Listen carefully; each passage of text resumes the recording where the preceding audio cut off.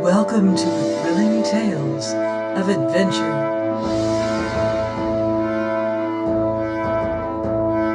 I'm Mordell, reading Black Bartlemy's Treasure by Geoffrey Farnall.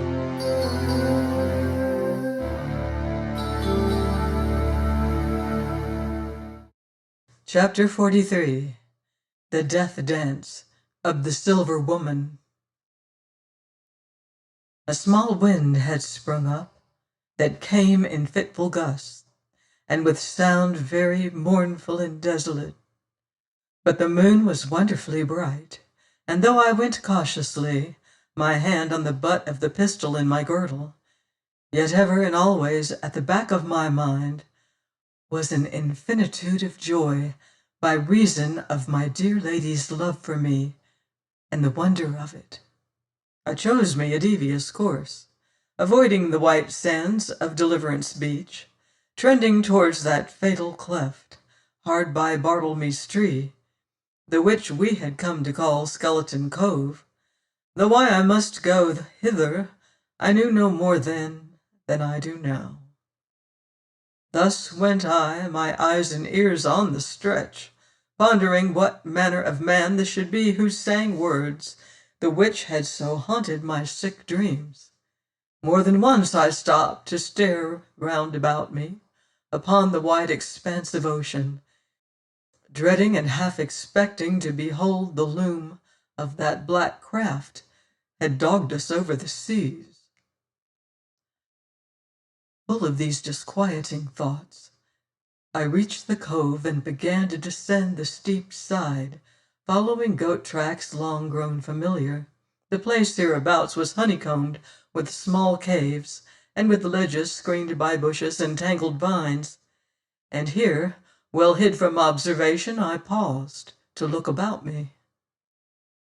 But and all in a moment I was down on my knees, for from somewhere close by came the sharp snapping of a dried stick beneath a stealthy foot. Very still I waited, every nerve a tingle, and then forth into the moonlight, sudden and silent as death, a man crept, and verily if ever murderous death stood in human shape, it was before me now. The man stood half crouching, his head twisted back over his shoulder, as watching one who followed. Beneath the vivid scarf that swathed his temples was a shock of red hair, and upon his cheek the sweat was glittering.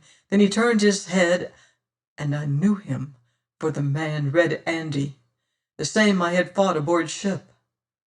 For a long moment he stood thus, staring back ever and anon across Deliverance, and so comes creeping into the shadow of the cliff.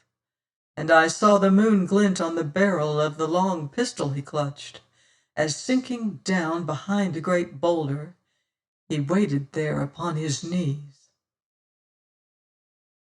Now suddenly as I lay there, watching Red Andy's murderous figure and strung for swift action, I started, and albeit the night was very warm, felt a chill pass over me. As loud and clear upon the stilly air rose again that full deep voice, singing hard by upon Deliverance. Go seek ye women everywhere, north, south, lads, east or west. Let 'em be dark, let 'em be fair, my silver woman's best. Blow high, blow low, wherever ye may go, the silver woman's best, ah, my silver woman's best. Thus sang the unknown, who all unwitting was coming to his death.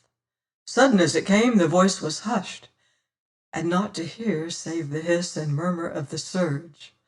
And I saw the man Andy stir restlessly as minute after minute dragged by.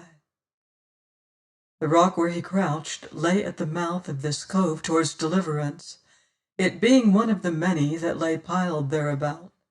Now chancing to look towards these scattered rocks, and for no reason in the world, I saw a thing that held me as it were spellbound, and this a small enough thing in itself, a sharp, glittering thing that seemed fast caught in a fissure of one of those rocks, and I knew it for a steel hook. But even as I stared at it, the thing was gone, and so noiselessly that I half doubted if I had seen it or no.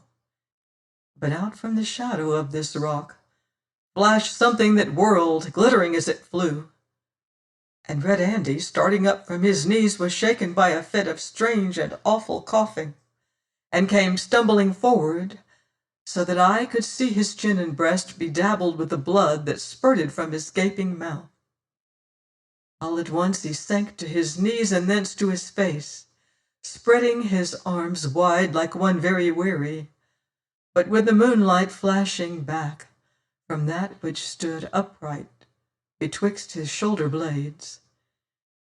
And thus I saw again the silver haft of the dagger that was shaped like to a woman, saw this silver woman dance and leap glittering, ere it grew terribly still.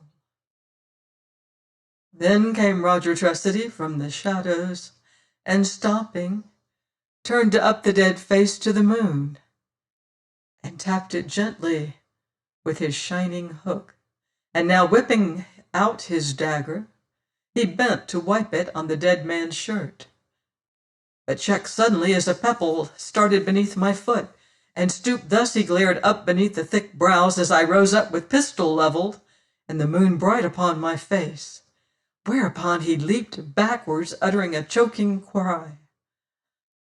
"Black Bartlemy! By God!" he gasped, and let fall his reeking dagger upon the sand. And so we stood, staring on each other, and with the dead man sprawling betwixt us. Please join me next week for another exciting chapter of Black Bartlemy's Treasure by Geoffrey Farnall on Thrilling Tales of Adventure.